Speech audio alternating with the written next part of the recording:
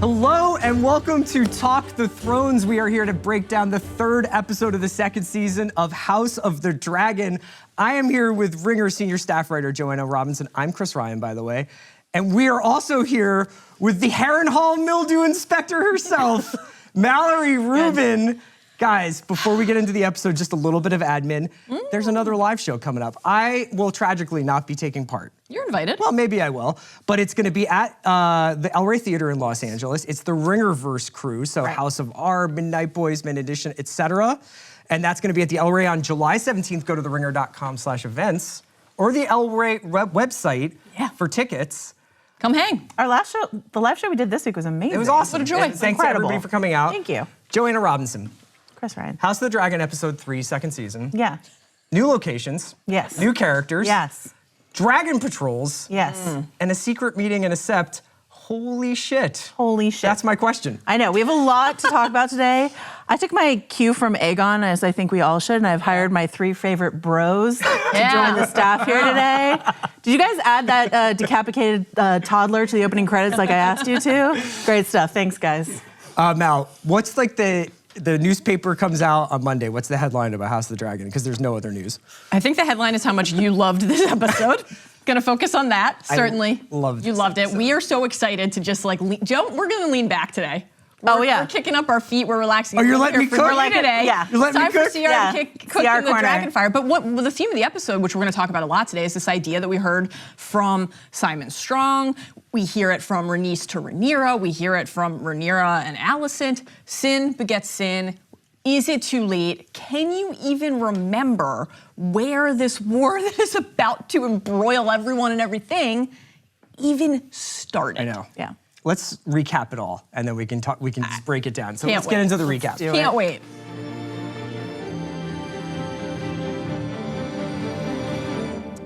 Alrighty, first off, we meet the Brackens and the Blackwoods, two favorites. families standing out in a meadow at what will become the site Yeah.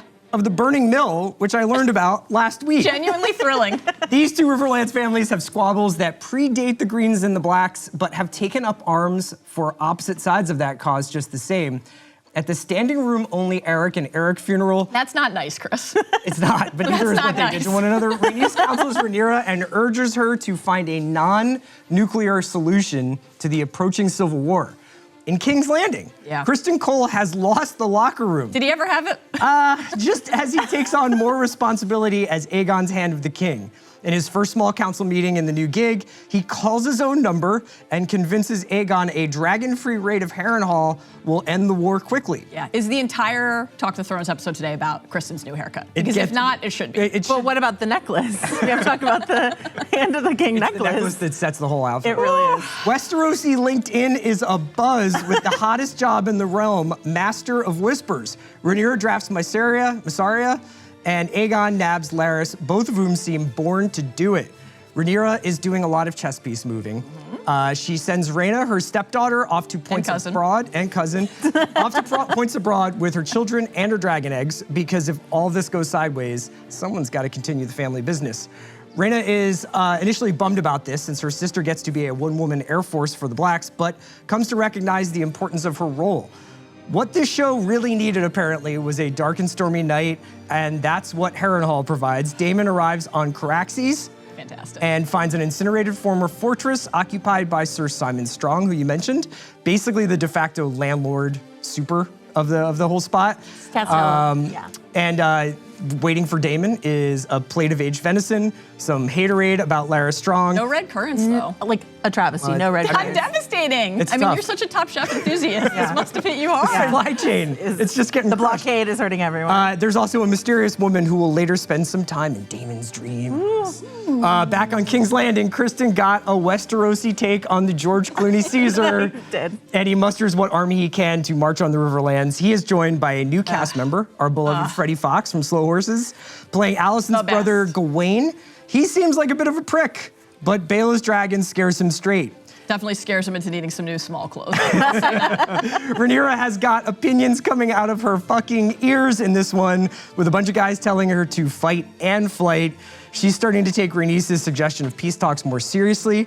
With her lover on the march to war, Alicent is back at King's Landing, chatting with her daughter Helena, who is processing the murder of her child in a pretty unique way. Big thing to know here is that Helaena forgives Alicent for boning the head bodyguard. Also has a bunch of crickets in cages. Yes. Playing with bugs. There's a lot of compare and contrast work, as Mal alluded to, being done in this episode. Current and past royalty getting juxtaposed. Rhaenyra and her great-grandfather, Jaehaerys, the conciliator. And the old king. Aegon and the first king of the Seven Kingdoms, Aegon the Conqueror, is wearing his armor. Wow. Speaking of inheritances, we have a bastard, or at least someone who claims to be one.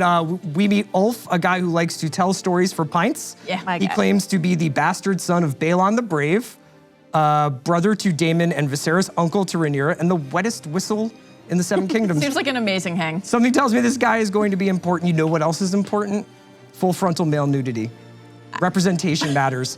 We get an absolutely startling view of a resplendent Aemond Targaryen after his petting session with his mother figure concubine Sylvie is broken up by his drunk king brother Aegon. You didn't mention the blowjob can. Shame on you. That's true, I'm sorry. And do you think this is why they call him Aemond One-Eye? Daemon has a dream where he is told he will die at Harrenhal's weirwood tree by the strange woman who was haunting the dinner table earlier that evening. You love to have that kind of clarity. Yeah, Absolutely. chill, very chill exchange. A vision board. Knowing she needs to do something before shit literally goes up in flames, Rhaenyra and Mysaria figure out a way for her to meet Alicent and talk turkey. She finds the Dowager Queen lighting candles for the dead, and they have a staggering encounter where they realize both of them are right and wrong, and it is tragically too late for peace. And that is the recap. Incredible work, CR. Thank you. As per usual. Does that count as Mallory hitting her requisite Oh, word? no, I have a feeling Mal's gonna keep it rolling. Great. Let's just start here. We usually get right into plot points and stuff like that. Yeah. This is my favorite episode of the series so far. Tell us. Of the entire series. Of the entire series so far. Tell us why. It was written by a guy named David Hancock, Yep. who has done work on The Crown in the past. And it occurred to me that I need this show to be The Crown with dragons. That is a really good outcome for this thing. I thought the dialogue was crackling. I thought the staging was more lively and lived in and naturalistic. I thought even things like small council meetings that we had been in over and over and over again, like the one between the Greens where Alicent is kind of like looking out of the corner of her eye at Kristen, and then she's looking down at Aemond, and then she's like looking at Aegon. It's like you could feel all the cross currents of electricity going on in that table. We're gonna talk about a bunch of different scenes, but I just wanted to say, even taking out the incredible last scene, I thought this was an amazing episode, and then it just peaks with something that I don't think we knew was coming, No. right? Because it's not in the books at all. Okay, so This big undercover mission. should we talk about the last sequence? Do you want to talk a little bit about just the overall quality of the episode? Yeah, I mean, I loved this episode. It's my favorite. I'm gonna wait before I declare it my favorite of the series, but it's definitely my favorite of the season so far. Okay. And I do think it's interesting. I agree with you, even taking out that last part, it still would be my favorite. But we've been talking for the last couple weeks about these big book reader moments, Blood and Cheese, Cargill twins, and these big action pieces that the show is trying to hit at the end of the episode to leave you with this like dun dun dun feeling. Yeah. I love that this ended with this conversation and something that the book readers did not know was coming. I thought it was incredible and compelling and left me like more excited and agitated and mesmerized than the big book reader events that I was expecting in 1 and 2. What do you think, Mallory? I think it also is an episode that you feel the confidence and command of the plan, right? There's like what works so well inside of this episode in a vacuum, but even hearing you talk about how the council scenes were so riveting to you, like we talked last week about how the fissures inside of each faction were just as important, fissures, as the divide between the Greens and the Blacks. You feel right away how true that is in an episode like this. You can't have, this is something that the three of us have been talking about a lot since we had the pleasure of watching this wonderful episode together. You can't have a scene like Alicent and Rhaenyra at the Sept ultimately work as well as it did if we didn't understand their history together, which was like, for a lot of viewers, I think it's fair to say the mileage varied on how successful the structure of season 1 was in terms of The time cast changeover, the time jumps, etc. But if you hung with it, then this is going to be an incredibly rewarding payoff because you understand the history for the families, for the realm, but also for each of those people inside of those moments and those conversations. Everything they're bringing and I think to that candlelighting. Even those other moments, we talked about this in previous weeks, but Blood and Cheese and the Cargill Bowl, both I think suffered a bit from the way the season 1 was paced, in that we didn't get more time with I don't know how much more time we wanted with Jaehaerys, but we didn't get more time with him, or we didn't get more time with the Cargill twins. I wanted to see him in Thailand, like. What's your favorite episode of Bluey, man? Come on. Just lay it out there for Let's me. get that pony ride. Yeah, are you a baseball enthusiast? This might come in handy later. So like I think those for me suffered a little bit so that we could get this like masterpiece. It was an incredible scene. So let's just break it down. So, like you said, Joe, a couple of the things that have happened this season, Cargill's, like you've known it was coming if you were readers of the text, right? Yeah. What was your reaction when it becomes apparent, like, Rhaenyra is going to get into this Sept and she's dressed up as this? I just lost my mind. Stefan impersonating a Septa and Septon. Septa Rhaenyra is one of the best things I've ever seen in my life. Making it work. Oh my God. Emma's face is just dashing everything up all the sleeves. When Massaria is like, hey, here's the plan, I was like, they're not really going to do this, are they? And then they did it. And I think a big piece of this, and this is something that we talked to Ryan Condal about in our series preview podcast on House of R, what a great podcast, was this idea that, we love watching Emma Darcy and Olivia Cook together, or we love watching Emma Darcy and Matt Smith together. And when the plot pulls them apart, what do you as a showrunner do, with that chemistry that you found? Like, how do you figure out how to get them back together? And he was basically like, we've got some knives up our sleeves, we'll see. And this is like, exactly. And he didn't say that, but like, it was like, this is one of those moments where it's like, there's a version of this story where we don't see Rhaenyra and Alicent in a room together this season, possibly, who's to say? And like the fact that they engineered this moment to make that happen, to give us these two actors who work so well together, and these two characters who care about making a connection together, I don't care at all that this isn't in the book. And in fact, something that Mallory and I have talked about a lot is this idea that in this point in the book, Rhaenyra is a bit off the board in terms of, and like, the Black Council was certainly like trying to make that official in this episode. They're like, why don't you just secrete you away? We'll be a distraction. We'll you go take a break.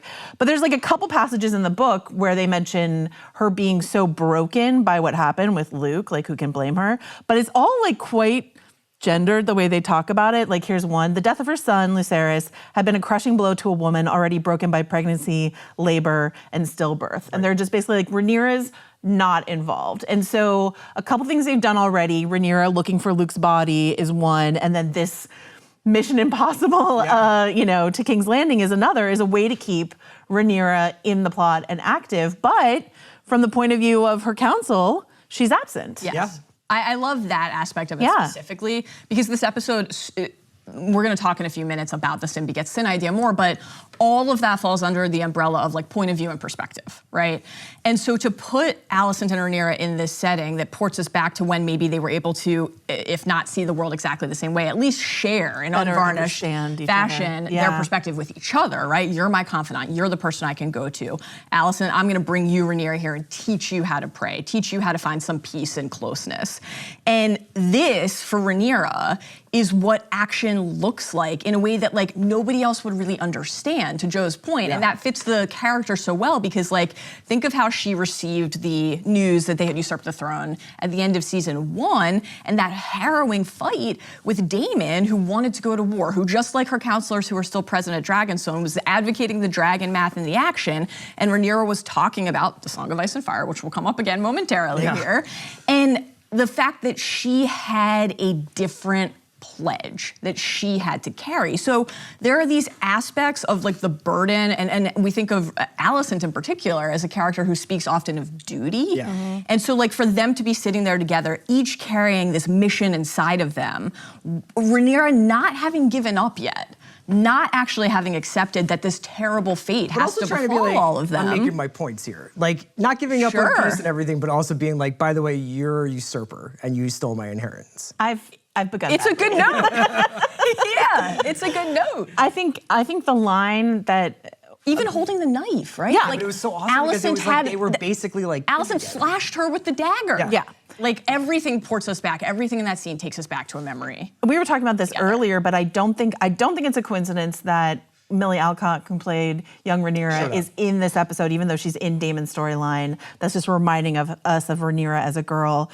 But then also that line that she says in this exchange, "My dragons are restless, they smell battle." Like we've seen sea smoke, like cooing and cawing off the coast of Dragonstone. It's lonely, but also she's talking about the men around her. Yeah. Right. Yeah. Daemon's off conquering a castle as we speak. He's trying to get that thing insulated. It's gonna be tough. Once the mold gets in, it's really tough. Let me ask you about the Song of Ice and Fire, which is basically the thing that comes up at the end of their scene. Yeah. I thought that was amazingly well played because there are certain times in shows, but specifically in Thrones, where like you think a prophecy is going to make this huge difference, or like people understanding like, you know, the mythology that they're living in would make this huge difference to their actual actions, and it turns out it doesn't. Turns out Alicent's kind of like, yeah, but like it's too late, you know, like the ball's rolling downhill. Yeah. Or does she? Like my reading of that was that Alicent believes Rhaenyra and believes that she may have gotten the Aegon part wrong, but is also like, too much blood's been spilled since that moment for us to just be like, hey guys, actually misread that dream. Let's run it back. The way that Olivia Cook choked out the Conqueror? The Conqueror? Like, I don't know about you, I never thought we would get this moment, ever. Not just them being together in this exact point of the story like this, but the acknowledgement that this great misunderstanding is at the heart of this. And we've been talking about this a lot on House of R, and I think we share the same perspective on this, that because I think some fans of House of the Dragon were unhappy with the end of episode 8 of season 1 and the idea that the dance would, well, it's I think part of what this episode is trying to tell us is it doesn't hinge on any one thing, which again we'll talk about more, but that the dance hinged in part at least on just a misunderstanding of something that an adult, decrepit, wilting, dying Viserys said as he Viserys continues to catch strays from you. Wafted off the man is mortal coil. Well dead. Keep your house in order, Viserys, and maybe we don't have the dance. That's all.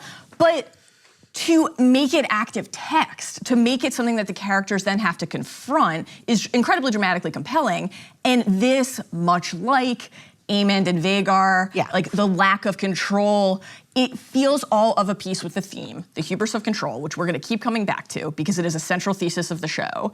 And this idea that mistakes aren't just dramatic conveniences when you're scripting an episode of TV. They're human. And the characters who are positioned as closer to gods than all of the other figures in the world make mistakes just like everybody else. And that heightens the tragedy. We've been talking about this, about the people who are upset that these have been like crazy, wacky misunderstandings, you know. We prefer to start our characters in this very human place. It's very human for Alicent to have had this misunderstanding and then watch her sort of scrabble herself back in the corner of just sort of doubling down. Does it matter that I made that mistake? Even like it's too late, Rhaenyra. Well, okay. You know, and like I don't think that Alicent is done processing this, but I think the vibe from this conversation is like, whether or not I made a mistake, these mistakes compound and compound and compound. Yes. And so it can start as a mistake, but you know, Aemond might have mistakenly lost control of Vhagar at the end of last season, but what will he do on Vhagar next? Can you tell people that? Yeah. Other than Sylvie? The idea that she's going back and is gonna write an at King's Landing email is probably highly unlikely. Did you have a favorite part of that interaction? Actually, I did, which was the almost childlike fun that Emma was having as that character when they were like, I guess I'd kill you first, though. Like, I've started bad. I started poorly. That's great. But that was like kind of a funny teenager thing to say in that circumstance. And in contrast with, I think Olivia Cook like kind of lets out a laugh, where she's just like, "What are you doing?" Like she's almost like, "I can't believe this." She's astonished by what. And that's what I was kind of talking about with this episode as a whole. It's like, there's weird stuff happening in this episode where it's like these people are actually acting a little bit more like people and a little less like And I think archetypes and like, here we are and I'm in my corset and the dragon. It's like, no, it's like, this is really weird. You've got a knife to me, but I actually like you. And we're trying to figure this out. And they're both actively in mourning, and so that makes it such a fitting setting too. Because what are you doing there? You're lighting the candles for the dead, and they're mourning their relationship and their friendship and everything of that being was mothers, shattered. like being And it's so mothers. funny because not funny, it's kind of sad. Hilarious that episode. the only place she can find peace and that Rhaenyra knows that Alicent will be alone is giving a shit about anybody who's died because no one else is going to go light candles with her. Well, and that was the other, I think, really palpable theme in this episode, is the loneliness and the isolation. That's what made that sea smoke moment. Like, I was like on the verge of tears when it's like, maybe he's lonely because remember Laena and Viserys? Oh, yeah. Even dragons get lonely. Yeah. And it's just like, you would... And Rhaenyra, Daemon's gone. Yeah, exactly. And the kids are heading to the Vale. Like, Jace is still there, Bael is still there, Rhaenyra's there, Massaria, come on in. We have people around us, but like, do you have comfort and understanding? Do you have companionship that you can rely on? And so, yeah, it's an episode about solitude. And the idea that dragons can get lonely has always struck me as like, I don't know, so deeply profound because, again, it connects to their idea of power. And these characters are all striving to attain power, to hold on to it. I have to tell you, I cannot get the image of sea smoke doom scrolling in bed wearing pajamas and being like, oh, I'm gonna get delivery. Stroking his goatee. I definitely Poor guy. think, Sea Smoke is more of a TikTok guy. Watching cat videos. An IG Reels But probably guy. more because they want to eat the cat, not because they think it's cute. Sorry. Why would you do that? Why would you say that? At a table of cat lovers. Why? I just want to say, I think one thing that you're responding to, or certainly something I responded to, like Mal just said, like, oh yeah, real funny episode.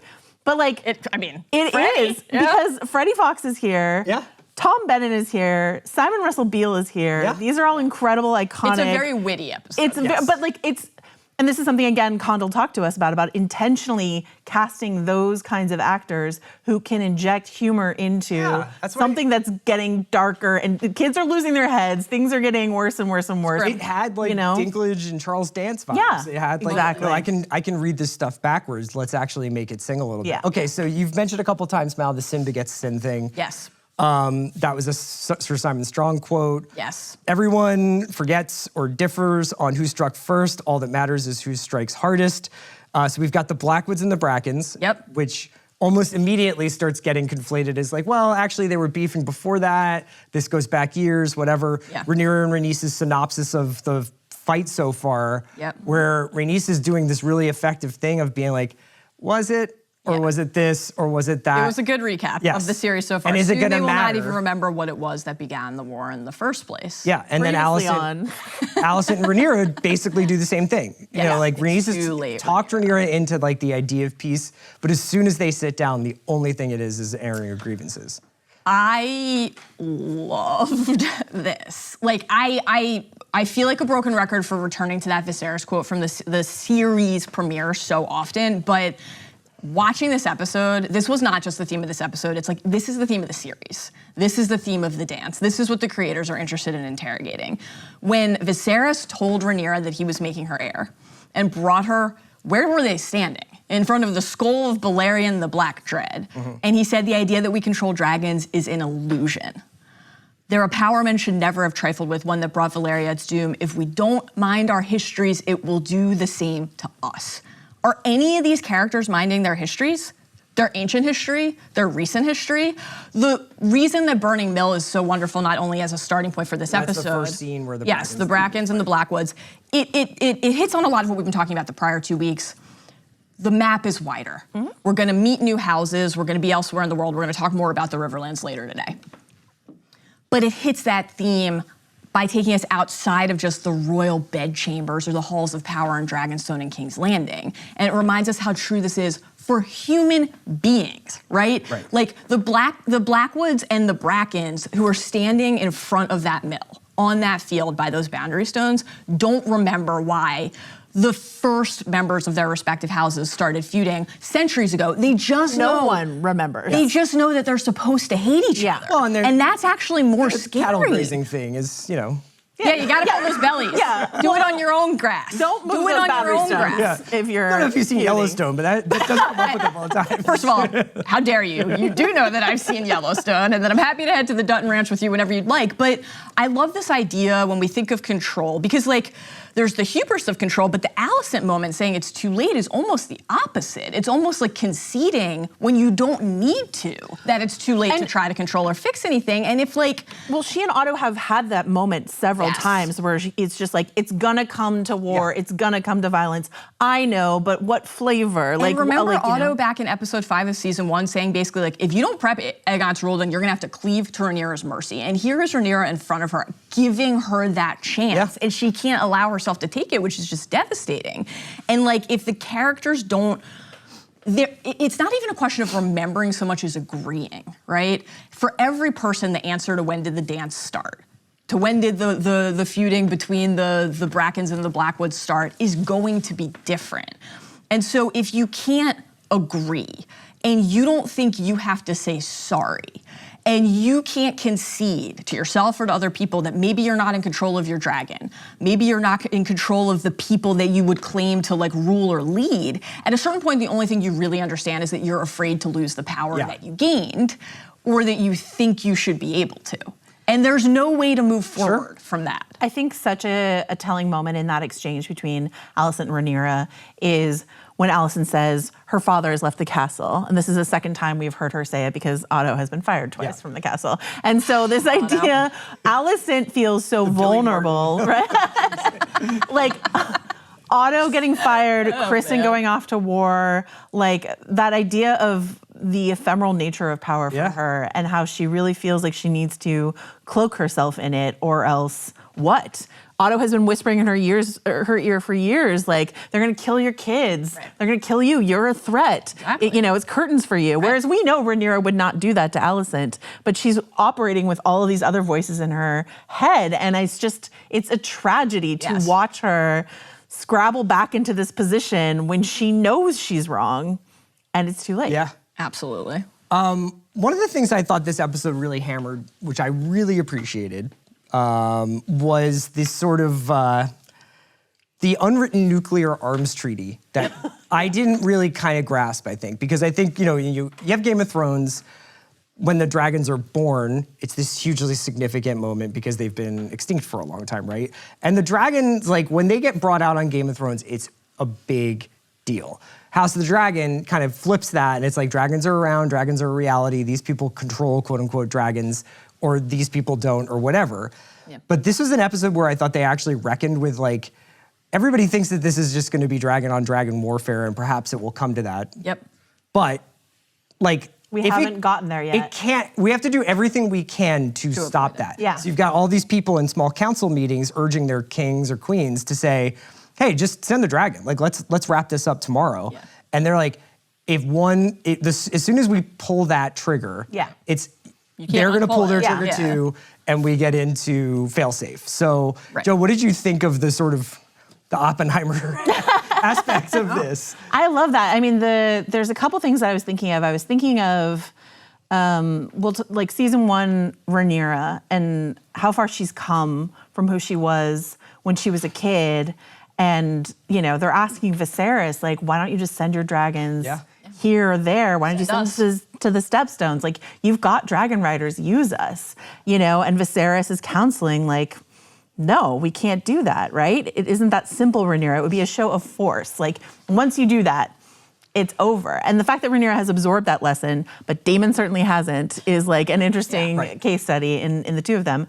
But then you think further back, forgive me as I invoke season 7 of Game of Thrones, but you have to think about Daenerys when she comes, when she's there in Dragonstone and she has her council with her, and it's like Olenna and Ilaria and Tyrion's there. Yeah. And Tyrion does not want to take the dragons to King's Landing because he's like, my sister's there. I've got family there. Yeah. I care about that. Let's not do that. Daenerys blows a huge advantage that she has, opting not to take the dragons immediately to King's Landing. So that was not the move there. She would have done well to listen to Olenna to tell her to be a dragon, right? Everyone should have listened to Olenna. But that fear of, I do not want to be the queen of ashes is what Daenerys says in that scene. Right? And Rhaenyra has even better cause than Daenerys to not want to torch Because she is in King's possession Landing. of the knowledge of the prophecy. She has knowledge of the prophecy, but also I think crucially, I mean, she cares about Helena, I would say. She cares about Alicent. Like, she does not want to destroy. Aegon, she doesn't give a shit about. Aemond, she's already asked for his head, I'm sure. But there are people in King's Landing that she does not want to Well, there was destroy, also like you know? Game of Thrones started in such far-flung places, like north across the sea, the south with King's Landing. Yeah. This is much more compressed. Like, these people are not that far away from one For another. right now. They're doing patrols. Oh, yeah, I mean, King's Landing and but Dragonstone are... to your point, it's like, if you burn King's Landing or burn Dragonstone, you're burning like the second city over, basically. Yes. It's not like you're like, oh, we can just go back up north and like we've taken care of this. It's like, no, you're talking about like your neighbors essentially. Yeah. I thought maybe we could keep on the military tip here. Sure. I love military talk. I know. Thank you. Well, or strategic talk, because I think casual viewers will have heard the word Harrenhal. They remember maybe it pops up in Game of Thrones and Pops up. it pops up heavy. But I've never seen it look like this, I don't think. Yeah. Have I? Not quite. I mean, we've seen it. We were there in season 1. But we haven't seen it in the rain and the dark, you know, We haven't going dined all on that aged venison. Yeah, all the nooks and crannies. The not poisoned peas. I love a haunted mansion. I hope they never shoot this place in daylight again. Yeah. This was just fantastic. It was an awesome sequence, and I thought it was one of those things in a show where you're like, I didn't know I needed this until it happened. I didn't know I needed like is this place kind of like maybe beyond reality a little bit, or like the land that time forgot kind of? Yeah. But Harrenhal, and specifically the Riverlands, which is where the Bracken and Blackwood fight happens, I thought maybe for our viewers who are not super well versed in the text, giving us an understanding of where this is and why this is such a crucial location in the whole of Game of Thrones, but specifically for House of the Dragon. You want to zoom out and then in? Yeah, let's do that. Okay, so let's zoom out, which is that at the top of the map is the north. That we know, right? Below that is the Vale. Yeah. And Jace came back to Rhaenyra and says, guess what? I got the north, I got the Vale. We got both of those things. We're done. Lady Jane Eyre, quickly, in case she doesn't come up again today. Lady Jane Eyre, when we talk about negotiators and master negotiators, saying, yeah, sure, I'll agree. Bring me a dragon. Give me a dragon. But Rhaenyra's like, on the side. but Rhaenyra's like, here's two baby Tyraxes, dragons. and I was Stormcloud. But do you think Jane Eyre was like, send me 2 infant dragons and a clutch of eggs? No. Hatchling, I think, was used a little liberally here, because there were at least 5 dudes carrying Tyraxes' crate. Okay, At least. So only 2 for Stormcloud. the North Vale, Yeah.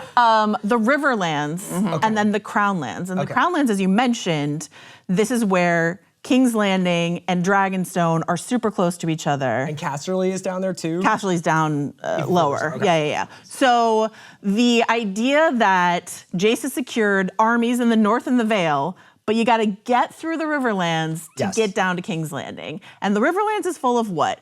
Rivers.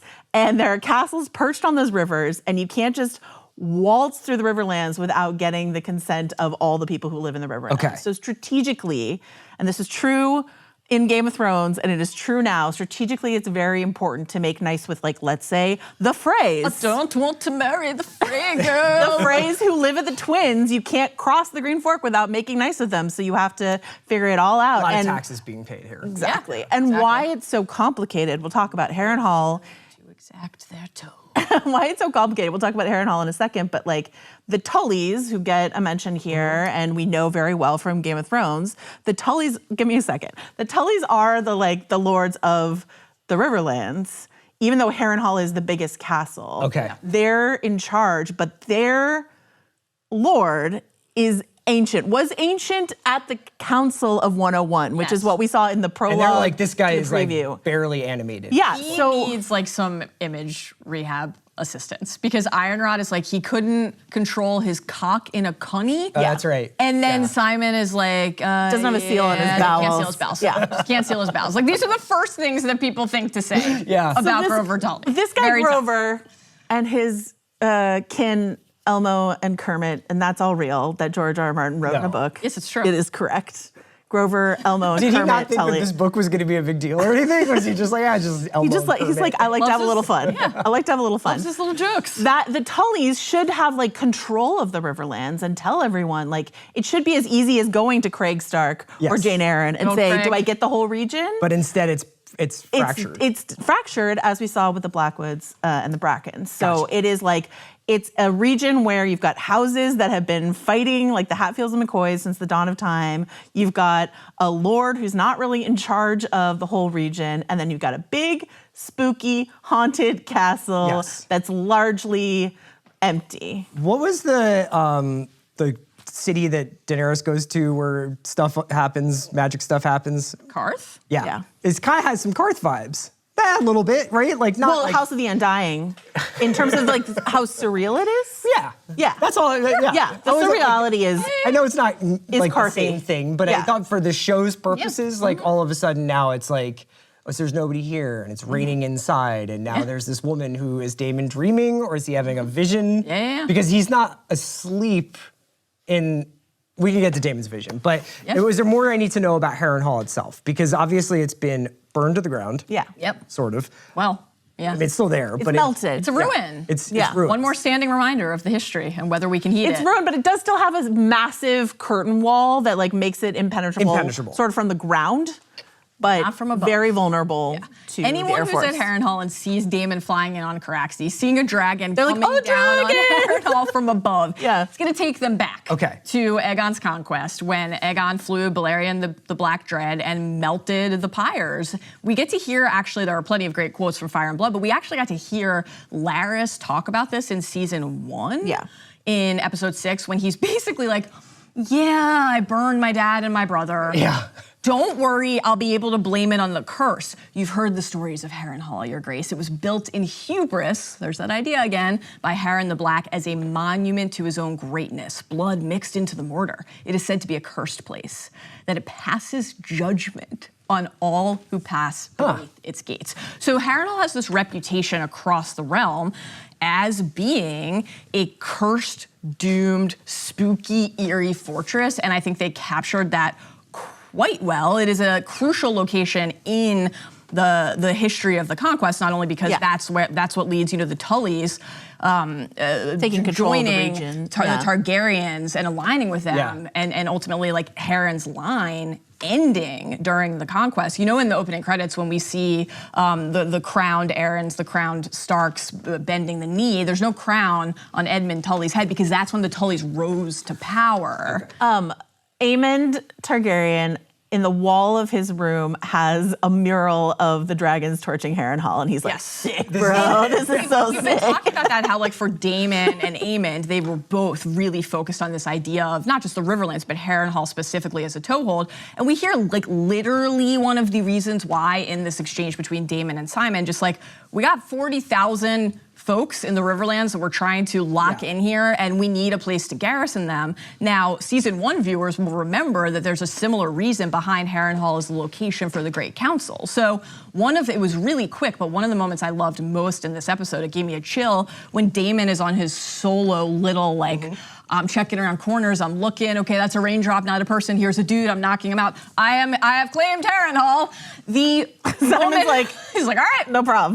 There's no poison in the piece, sit down. Fine. Happy to chat.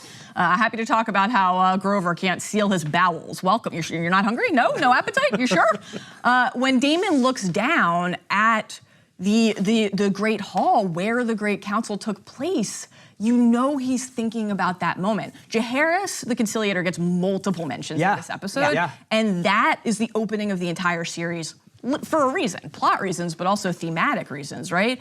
The only thing that can tear down the House of the Dragon is itself, and that is where Viserys was chosen over Rhaenys. Like the themes that drive the series, the divisions and fractures that drive the series began in that room, in that place here inside of Harrenhal. It was a drier day, that day that they did that. Can I shout out to you, Chris? Yes. Some of the towers in Harrenhal, just their names to set the mood for you, okay? We've got the Tower of Dread. Okay. The Tower of Ghosts. Great branding, honestly. The Wailing Tower. The Widow's Tower? Now, is that what was that what like Bobby Heron was like, let's name it the Tower of Ghosts? Let's talk about Or was the he like, Wailing Tower. why don't we call it like Seaside Fun Time? And, and just over time. No, like that's not the vibe we're going for. No. That's not the vibe we're going for at all. We're going for Haunted. Okay. This is going to be like handed to Lord after. Remember in a little television program called Game of Thrones, Janos Slint briefly gets Harrenhal. Littlefinger gets Harrenhal. Like Harrenhal is this hot potato, and so to be here with the Strongs and see how that's true even again inside of a family, because Daemon thinks he's going to have to make this big pitch to Simon, and Simon's like, "Fuck, Larys Clubfoot." Have you noticed that the fire was super suspicious? Are there like 7 people there though? Like where is everyone? No, I think it's like 10. Okay. No. Simon and his grandsons and a new character. Let's talk about Daemon's little reverie there. I would love to. Watching it, I was like, this is awesome. Like we're getting back into Brand Vision territory. I didn't go frame by frame or anything like that.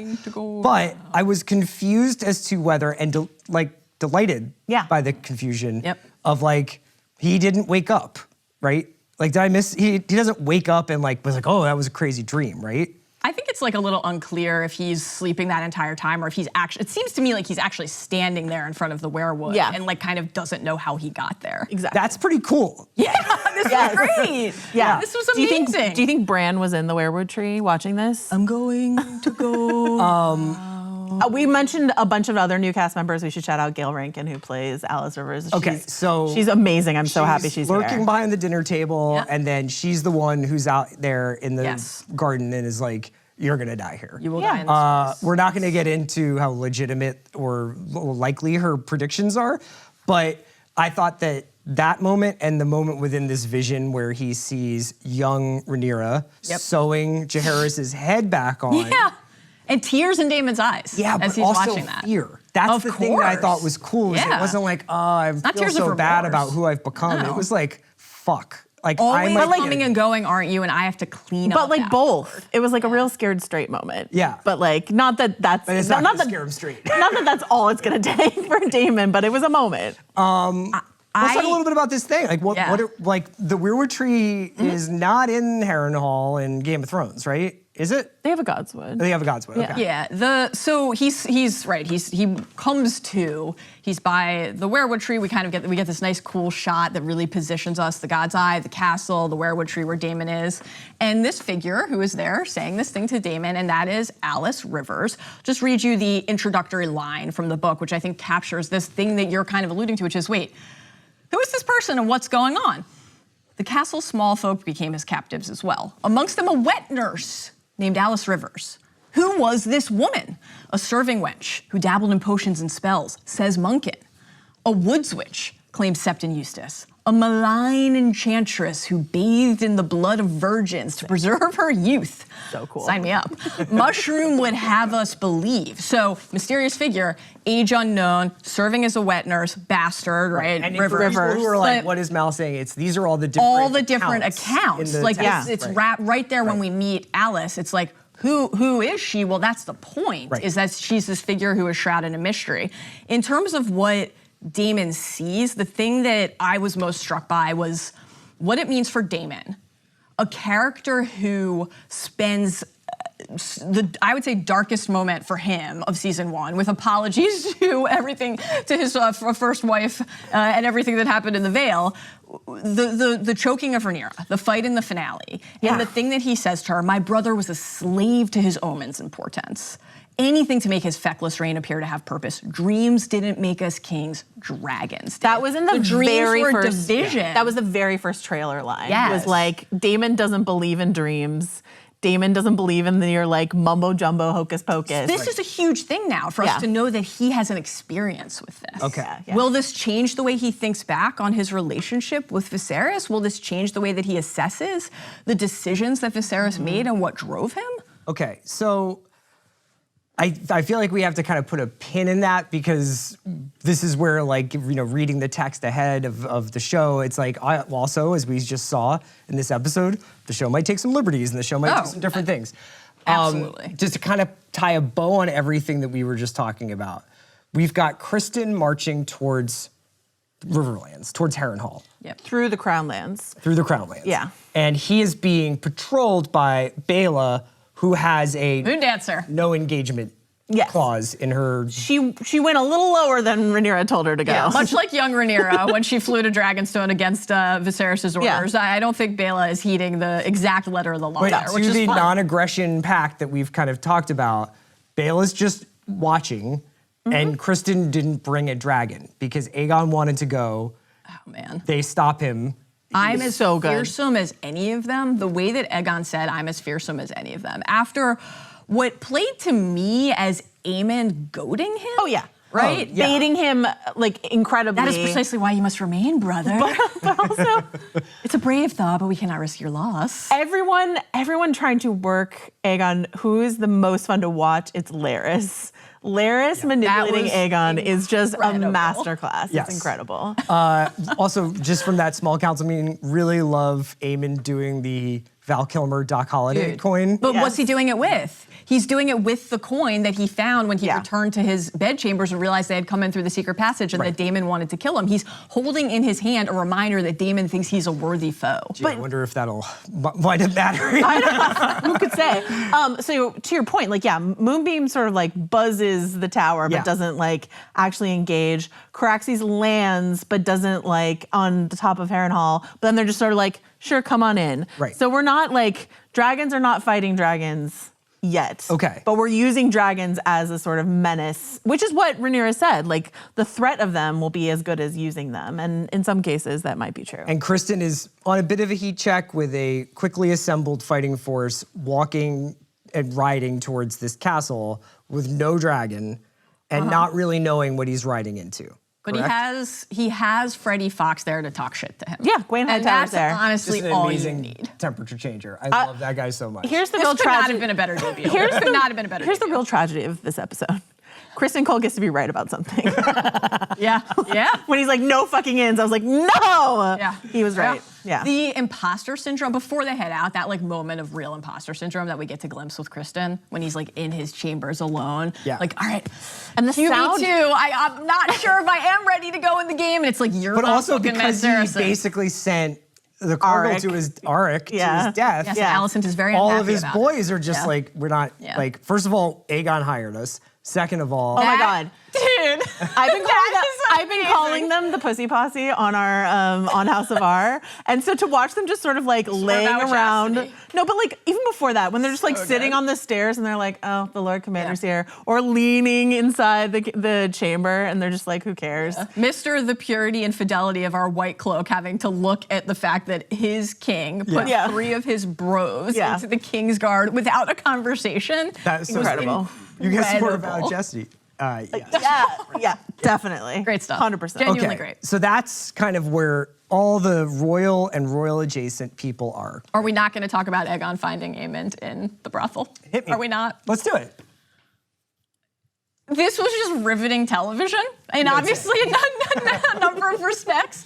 It feels now very important that when we saw Aemond and Sylvie last episode, Aemond was not just vulnerable, not just like telling her these things that he wouldn't say to anybody else, right? I feel good that Daemon thinks I'm a worthy foe. I feel bad that I accidentally killed Luke. And then he stands up to try to be tough and brave and strong and say like, one horde's as good as any other. To like about the one person that he actually is willing to tell the truth to. Broke my heart. That was like, it's really upsetting to have so to sad. confront because this gets to what you were saying earlier, like who do these characters think they have to be in front of other people? Yeah. Sure. Right? Heartbreaking. Absolutely heartbreaking. his like one Yeah. safe harbor. Awful. Also, like we do have to note, because we talked about the like mother's milk thing last time, it did appear breast was out. Was he suckling? I believe that he was suckling. I think we could just say that that's canon at this point. I think that there's still some people out there who may think that he was a bit high. I mean, like There's one person definitely who thinks fine. that. So he is Everybody drinking else thinks breast he's milk. suckling from the If I teat. concede He's at that he least drinks nuzzling. breast milk, will you never do the lips thing again? Don't No. ever do it. Don't do it. Don't do what? Why did you bait that? Why did you tempt that? But then, like the other thing we heard last week from This is a video podcast. from Aemond, they used to tease me. Yeah. They used to tease me, because I was different. Yeah, my heart goes and out his to him. own, but like, it's upsetting Yeah. because his own brother comes in and is just like a complete piece of shit to him. Well, Aegon's had a few pops. He can't really handle it. Yes, the king of the realm on the brink of a civil war is just out getting hammered at the pub with his buds. But buying drinks for everyone on the crown. What a good guy. Maybe would you want to have a beer with this guy is criteria for king as well, you know? Like, Great question. These are the important questions. But like we know what Aemond did because he was upset at how Luke treated him. Because of the pink dread and the laugh at the what pig will he and the do table. now? It just feels like they're sequencing these things this way for a reason, Yes. do you right? think there was any symbolism to him just dropping trow and showing snake out there or what? Like, do you want to talk? me.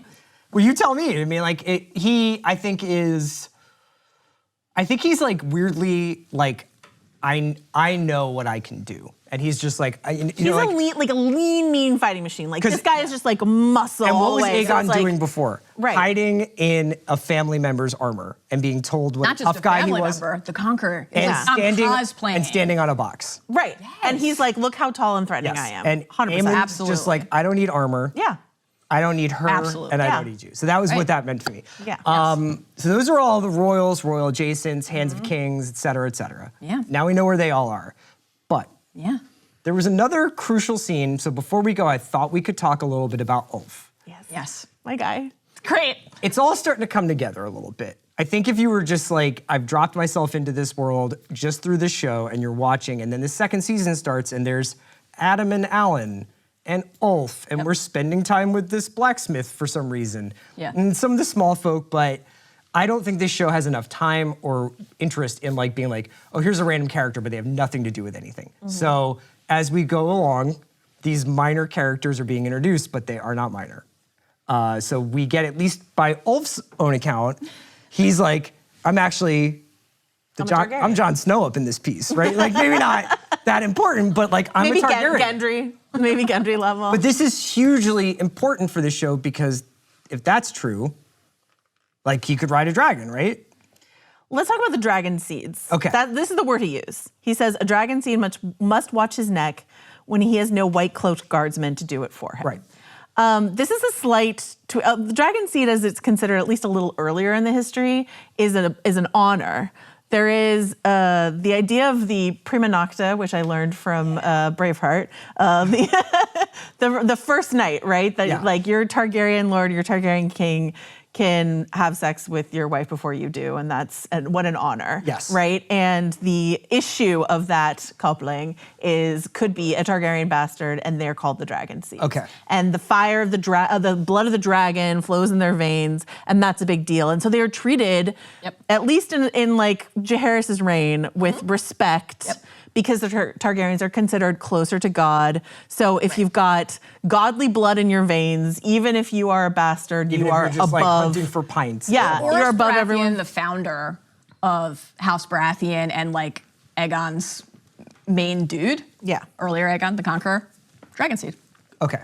So what can they do? Like, how Targaryen are they? That's a question. Okay, right? yeah. That's a question that we don't know the answer to. And like, this character Ulf is known as Ulf the Sot, but also Ulf the White because of his hair. But what I love in this is like, It's not that white. but it's ironic. They're making fun of his hair. They're like, oh, sure, your hair's so silver. You're so Targaryen. So like, is he actually a Targaryen? How Targaryen is he? That's like a real question. But I love meeting him here because we know so little about Ulf in the book.